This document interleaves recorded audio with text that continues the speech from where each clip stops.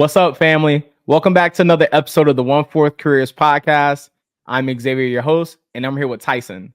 Tyson graduated from the University of Florida with a Bachelor of Science in Computer Engineering in 2021.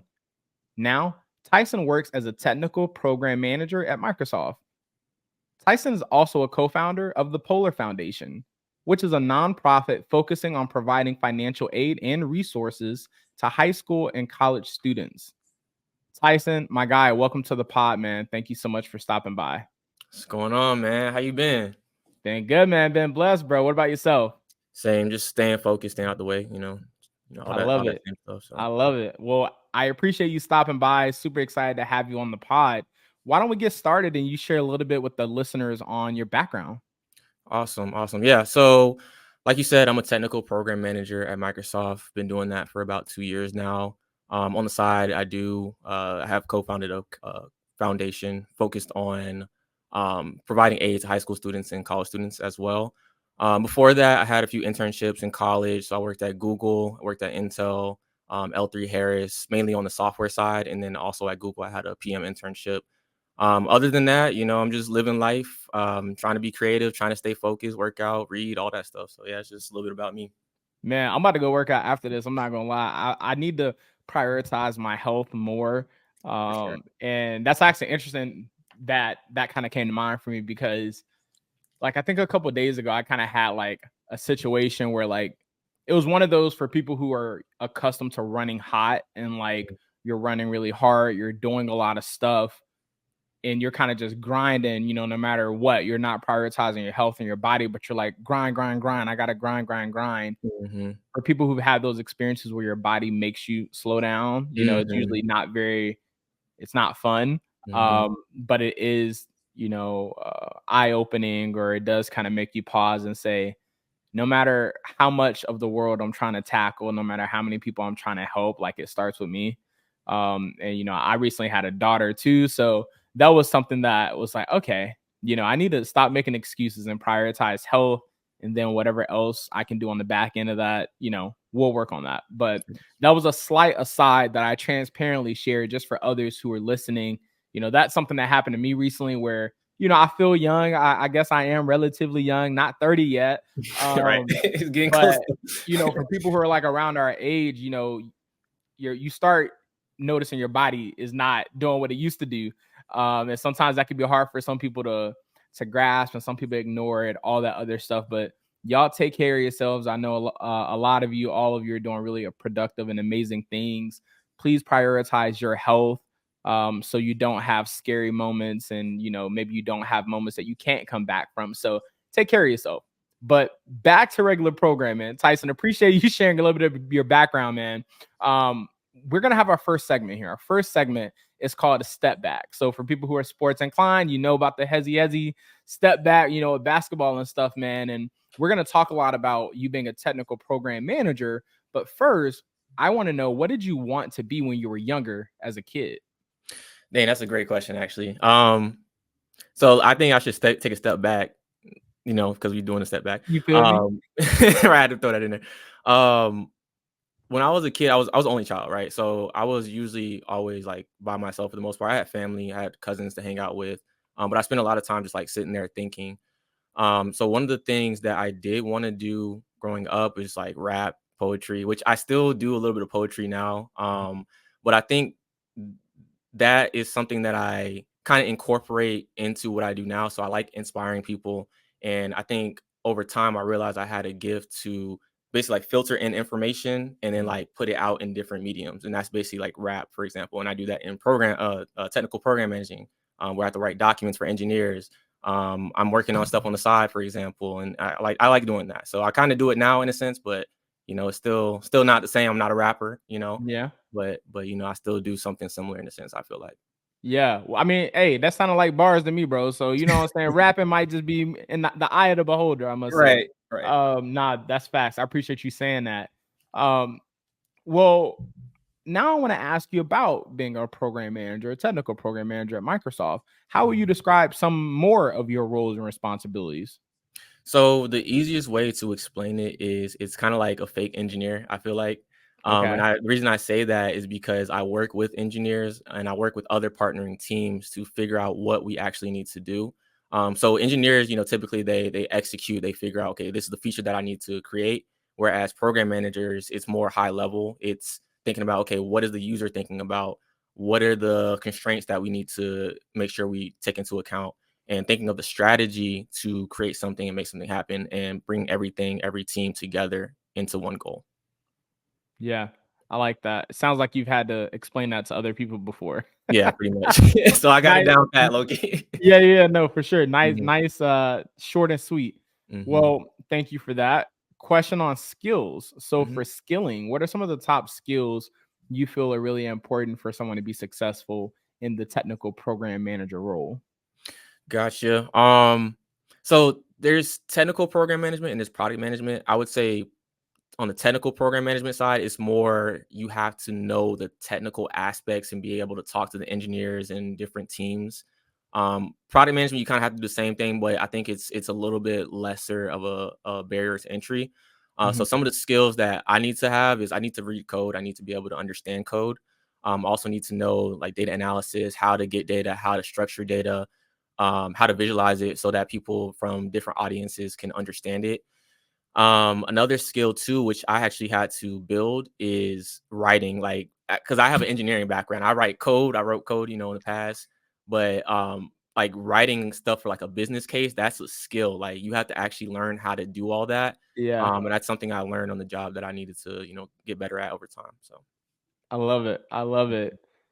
Well, when thinking about, you mentioned barrier to entry. When yeah. thinking about an individual's journey where they hope to enter into technical program management, are there any programs and associations that you would recommend someone join to be in that ecosystem of other aspiring technical program managers, or being in the space in general, that maybe Mhm. you think would be helpful for someone to get closer to a Microsoft or get closer to the program management world? Where can people even learn about this?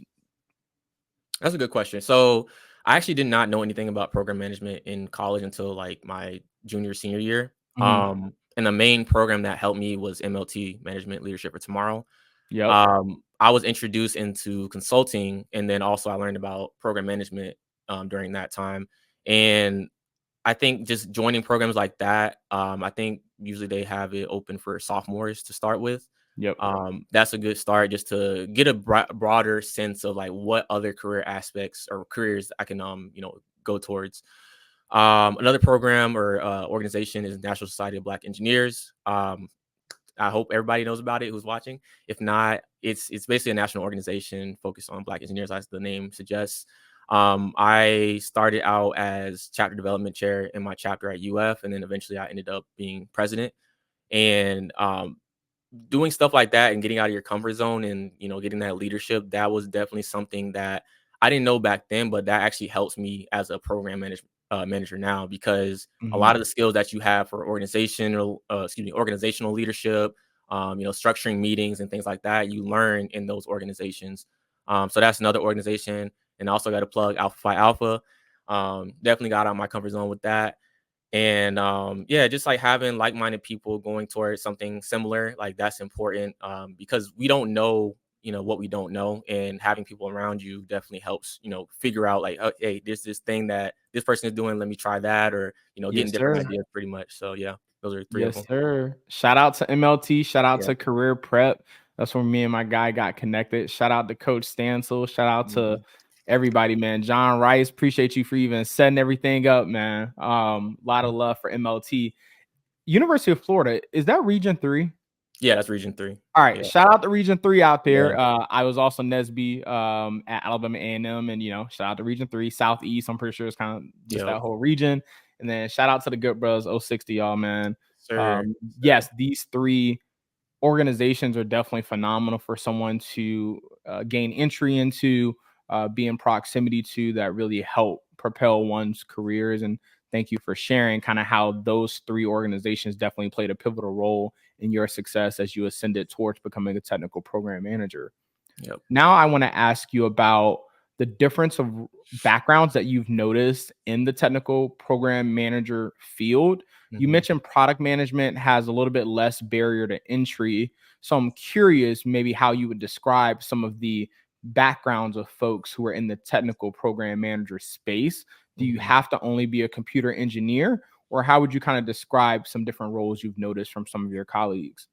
Yeah, so I think it really depends on what product you work on. Mhm. So like some products, you still have to know the technical stuff, but some products are more consumer focused. So it's more like focus on the user, which mostly anybody can do if you gain that skill. Mhm. Technical program management is a little bit different because you're working directly with engineers and you have to know what you're doing. Like you have to know like, hey, this is what they're working on, this is how it works. This is their pain points and what they need help with. And if you don't have that technical background, it's very difficult, I would say, but not impossible. It's just something that you have to learn and I guess get to, if that makes sense. Yeah. And I think for another thing for technical program management, like for background that you need, definitely like engineering helps. But if you have some sort of experience at a company, at a tech company, like that also helps as well. There's courses that you can take, like PMP certification for product management, and then there's a bunch of free things as well, that you can learn. Hey, emphasis on that free. Yeah. Essentially, here you all are able to upskill to gain the skills necessary to enter into roles that you want to enter into. And I think it's really cool as we're talking about barriers to entry. Like we're talking about significant aspects to career planning. We're not just throwing careers out there for y'all to just throw them out there and provide more congestion of things for you to consider what you want to do, but the point of the pod and what we're working to provide is giving you exposure, but then also providing you some really important information to help you make a decision and to help potentially help you enter into a certain role or career path that you want to enter into. So, if technical program management is what you want to do or you think you're open to it, as Tyson mentioned, some of the skills that are important, being able to read code, having some awareness, some technical competency, if you will, and just saying those couple things. These are things that, as Tyson mentioned, there are free resources and free tools for you to go acquire some of those skills. Now, depending on the job, some jobs may have a hard requirement of what degree you have. So there could be some limitations there, but it is really important to know, don't necessarily let barriers that exist keep you from maybe overcoming them, which is kind of interesting to say. I'd say, from networking and from mentorship, from pods and episodes with content like this, wherever you're able to have similar conversations about potential careers and getting a breakdown of what goes into a person being good at their job and what the company looks for, that will then empower you to know that where you currently are today does not necessarily dictate where you go tomorrow, is ultimately kind of the point I'm trying to get at, with there being free tools and resources out there and the conversation and the gems that Tyson's sharing. You all hopefully will feel a little bit more empowered that, hey, if this is what you want to go do technical program management at Microsoft, all right, let's put together a game plan. Mhm. So the info that Tyson shared, I think, is extremely vital for you all doing that. So Yeah. Yeah, for sure. dope And gems. just to add to that, like your major doesn't matter. I feel like, like Yeah, you can do anything you want for real. Like you facts. just got to figure out like what skills you need, create a plan to get there and you can Mhm. do it. So Yes, sir. Yes, sir. Okay, now tell me about your background a little bit more when it comes to when you were at University of Florida. If you could go back and give yourself any advice to better prepare yourself for your current role at Microsoft or for life in general, whatever's top of mind for you, what advice is really calling out to you that you wish you could go back and give yourself? there's a bunch of things just going through my head right now, honestly. Okay, okay. I think the first thing that just popped in my head is like investing. Mm, I wish I would have learned more, when I was a freshman. I kind of got into it more when I was a senior, but there okay. were so many opportunities that I missed, but that's just life, everything is 2020 in hindsight. Mhm. So that's the first thing. Another thing is just like don't be afraid of what people think, because I think we can, especially in college, we can kind of get in a space where it's like, okay, I'm not really fitting in, or like, I don't really know anybody. But it's like just figure out you first, and then everything else will fall into place. Like I promise, everything will be good. And I wish I would have told my freshman self that, because I didn't really get involved until like sophomore year because I was, kind of shy. I think another thing too is really like find something, like find hobbies and things outside of just organization stuff. Like I play basketball, intramurals and stuff like that. I ran a little bit. So make sure you're doing that. Like don't just focus on like classes and organizations like that. That'll come, like all that will help your resume, but like really like live life too while you're in college, I would say too. Ooh, that's Yeah. wild. Okay. I haven't Mhm. heard that one before. Mm. And I think for some people it's one and the same, but it's also a really fair call out that for some people it's not one and the same and it doesn't 100% overlap. So Yeah. what I just gathered from what Tyson said, among many things, but that last piece of not just focusing fully on class and focusing fully on the organizations you're a part of from the lens of I need to be a part of these organizations for career advancement reasons, but also make sure you're living life to the fullest for yourself. And I think that this is advice that applies to everyone, but especially people who are kind of in the weeds right now. You're in the thick of it right now in undergrad, and you're doing 20 things on campus, and you're doing it to really beef up your resume, and you're doing it to present yourself as the best person to be interviewed or the best person to be hired for a particular job that you're trying to enter into. Life does go fast. Yeah. Life goes fast. College days swiftly pass. Mhm. And after college, you're kind of looking back about certain things you wish you had done, certain experiences you wish you had, or you just simply miss what it was like being a college student. You Right. might have had some stressful times here and there with exams, or depending on whatever you were doing, you might have been stressed just because you were juggling 20,000 things. But there were also moments where maybe it was just pure fun. It was peace. It was, the bill companies maybe wasn't hitting you up how they hitting you up when you're an adult. You're not fretting over certain life milestones because you're kind of in this bubble of like, I'm in college. This is my permission to just do XYZ and enjoy life. So for my people who are grinding in undergrad right now, please make sure in some way you're doing something that you enjoy. I love making an impact on campus. Tyson and myself, we were both those people holding ambassador roles, leadership positions, involved in everything. And I think it is also helpful to make sure that by the end of college, you don't look back and say, I spent my entire career pouring into everybody but me. Right. Avoid that. Pour into yourself, do something you like. You can change from semester to semester, year to year. It's good to have consistency in some capacity. So have some things that you can consistently be involved in for, longer than a year or longer than a semester, just from a story standpoint for when you graduate. But you don't need to have 10 things that you from the bottom to the top you're bringing along and leading. Do some things, say, what, next semester, next year, I'm gonna stop doing this. I'm gonna pass it on so someone else can get a leadership opportunity, and so I can maybe fill that with nothing, or I can fill that with something I've always been interested in.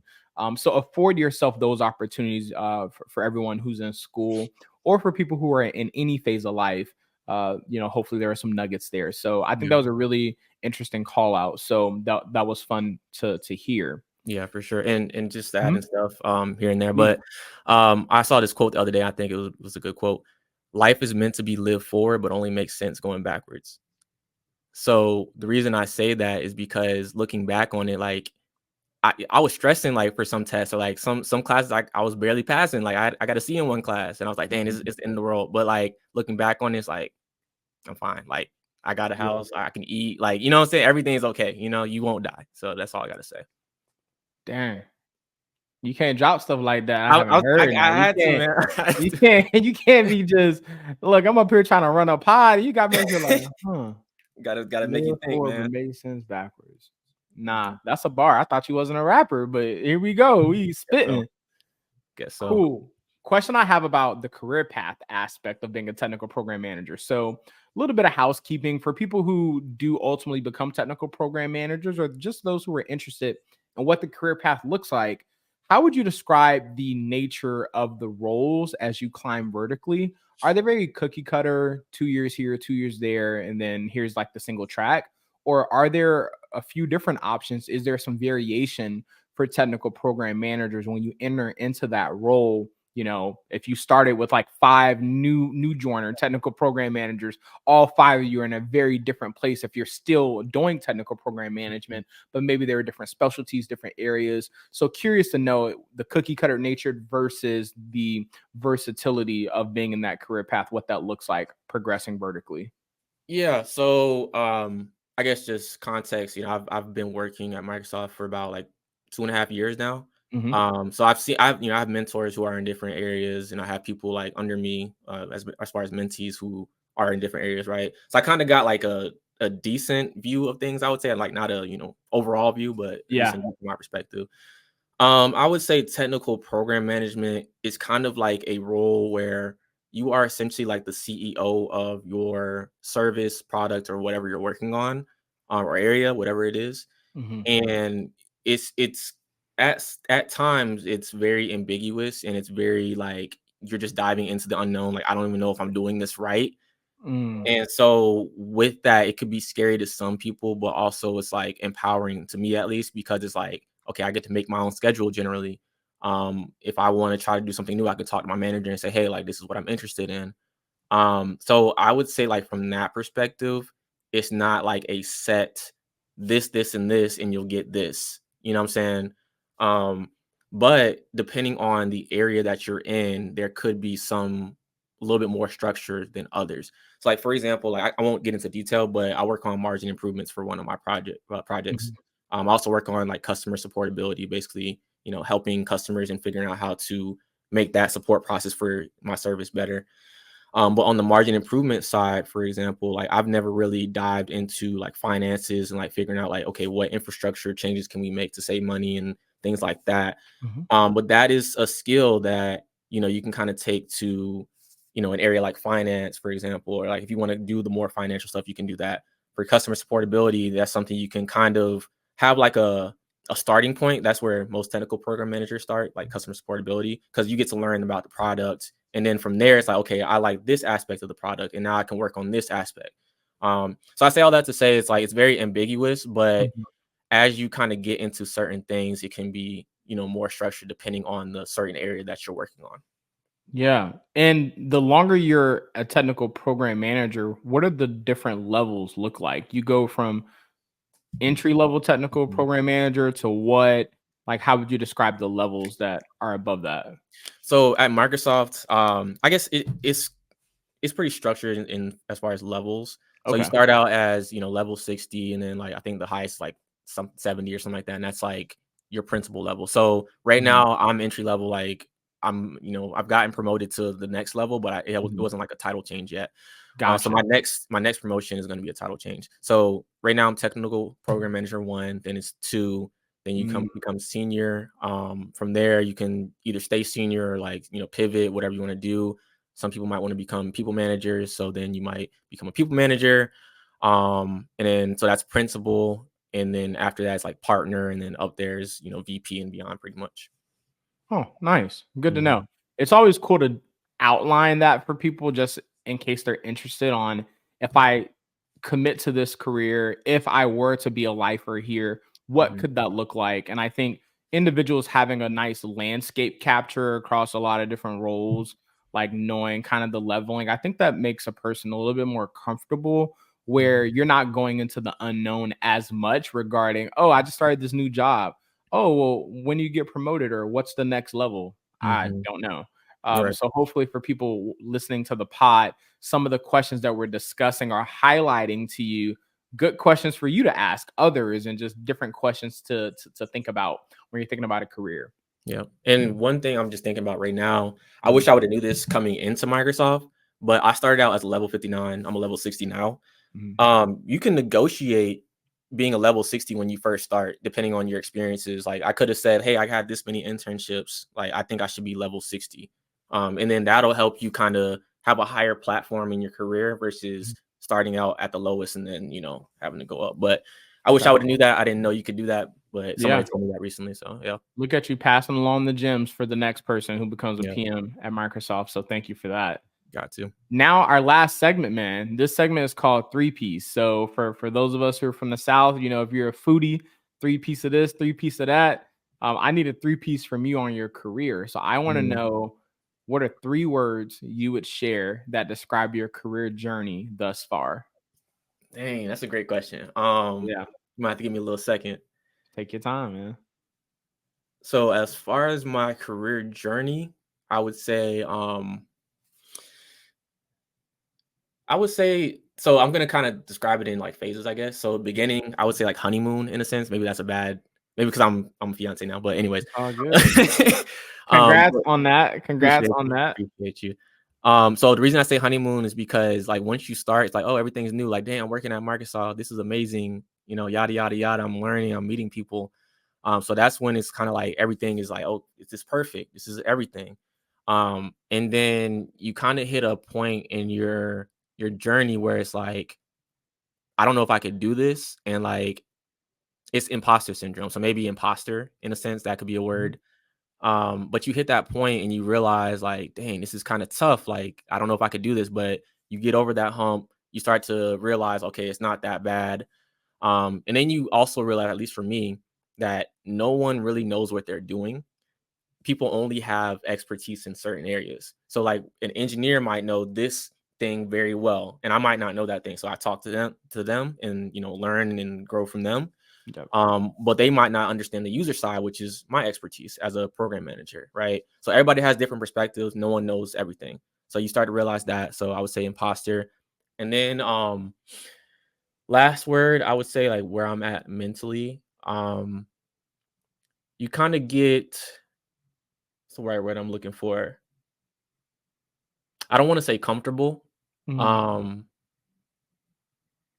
I would say confident, I guess, in a sense, because you start to understand like, okay, I can actually do this. I may mess up something or I may not know something, but everything's gonna be okay. Like if I like how I think about things is like, if I get fired or something crazy happens, like I'm not gonna die. You start Yeah. getting confident in your ability to actually, you know, do good in your job, and live life and make sure you're handling responsibility. So that's kind of the 3 words. So what I say, confident, imposter, and honeymoon. Yeah, so yeah. Yeah. All right. I like that. I appreciate the explanation, man. Mhm. So, another question I have for you, you've accomplished a lot. You've done a lot in your career so far, so much more ahead. What or who has inspired you during this journey so far? So the first thing that comes to my mind is my dad, for sure. So I won't get into like his whole story, but he basically went from like being poor to, you know, one time he got laid off to being a CEO of a company that he owns now. So that's very inspirational to me Wow. because it's like I see another black man going towards something that he wants in life, and you know, that's where I draw my inspiration from, for sure.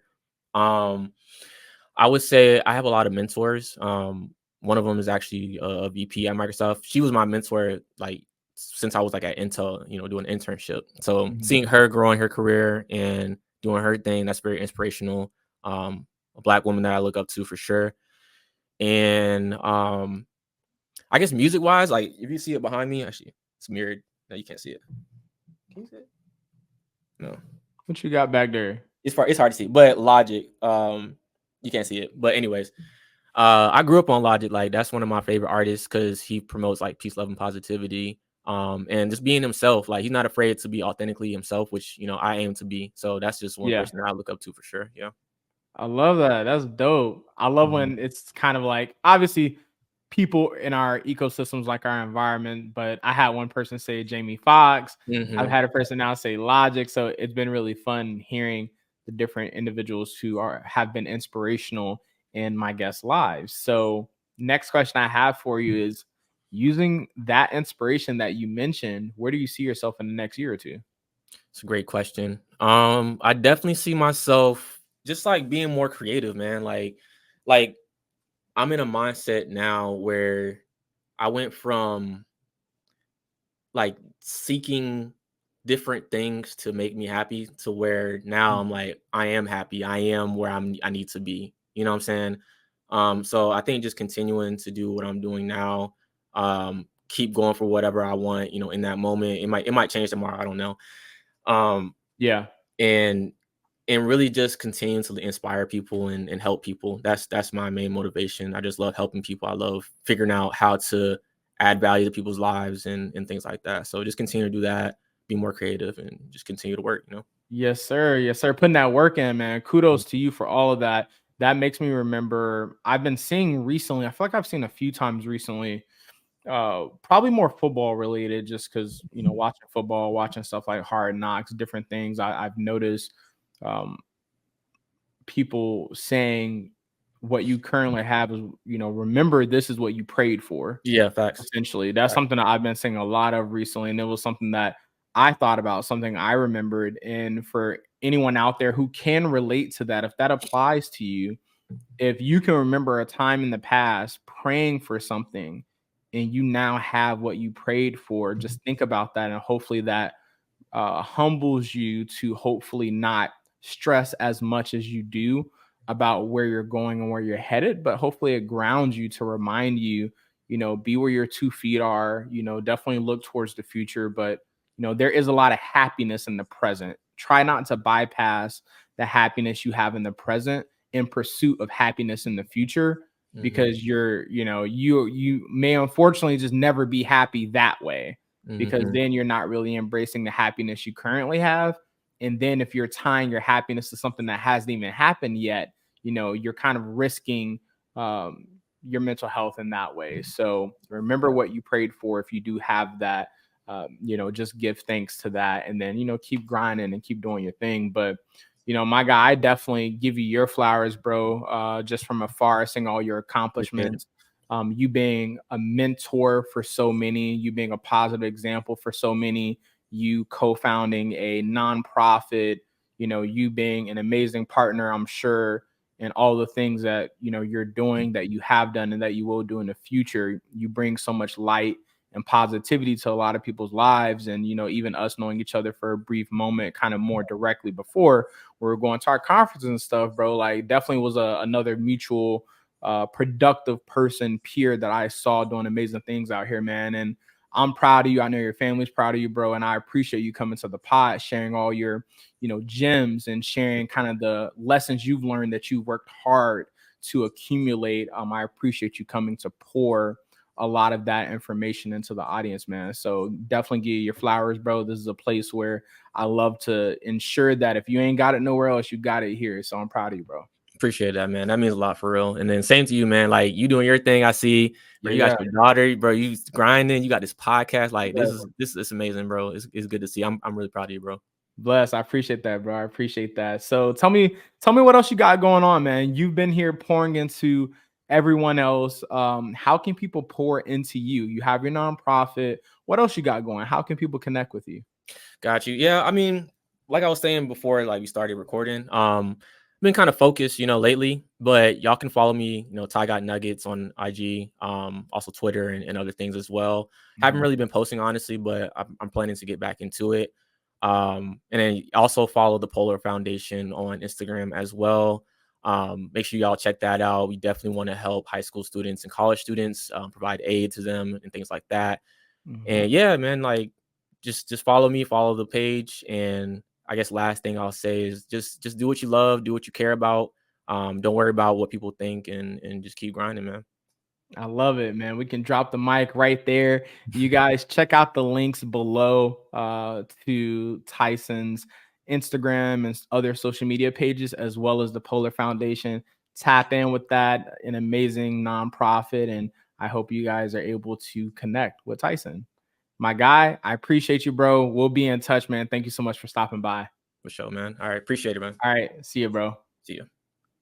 Yo, you guys had another episode brought to you. My guy Tyson, working at Microsoft. I hope that his story, his journey, Ty got nuggets, which is crazy. He did have some nuggets for y'all today. So I hope that you all were able to tap in and kind of chew on those. Was really excited to bring him.